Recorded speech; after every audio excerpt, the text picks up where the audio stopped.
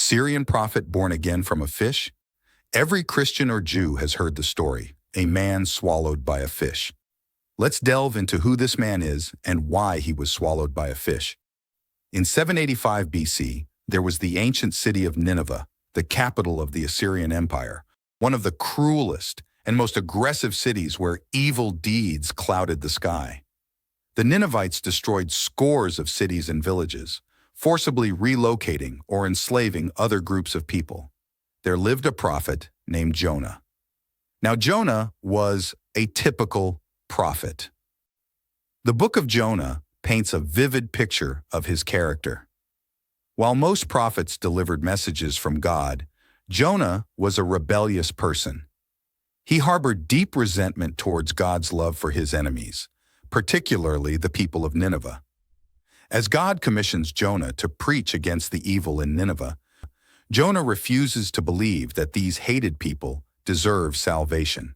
He decides to flee in the opposite direction, boarding a ship bound for Tarshish across the Mediterranean Sea, hoping to escape God's command.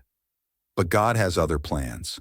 A storm rages, threatening the ship, and the sailors draw lots to find out which man is the cause of their misfortune. The lot falls to Jonah, who tells the sailors that the storm is his fault.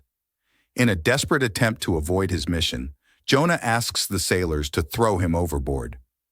Once Jonah is thrown into the sea, the storm subsides, and the sailors worship Jonah's God. Yet, even in his selfishness, Jonah's fate is twisted. Instead of drowning, he finds himself swallowed by a large fish, trapped in its belly for 3 days and nights. In the darkness of the fish's stomach, Jonah reflects and offers a prayer to God, promising obedience.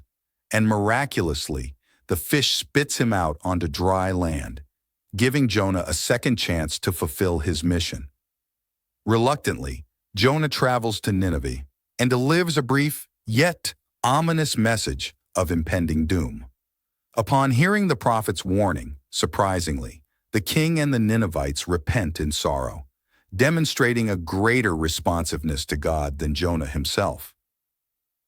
Despite Jonah's anger and resentment towards God's mercy, the story takes an unexpected turn. The city of Nineveh is spared, and Jonah's prophecy is fulfilled in a way he never imagined. Nineveh is not destroyed, but transformed by God's mercy. In the final chapters, Jonah's bitterness towards God reaches its peak. He confronts God, expressing his hatred for God's compassion towards Nineveh. But God, in his infinite wisdom, challenges Jonah's anger, questioning his justification. As the story concludes, readers are left pondering the deeper meaning of Jonah's journey. Through his flaws and failures, Jonah becomes a mirror for our own humanity, prompting humility and gratitude for God's boundless mercy. And so, the book of Jonah transcends its narrative, offering a timeless message of hope and redemption. It challenges us to confront our biases and embrace the wideness of God's love, even for our enemies. And that, my friends, is the remarkable tale of Jonah.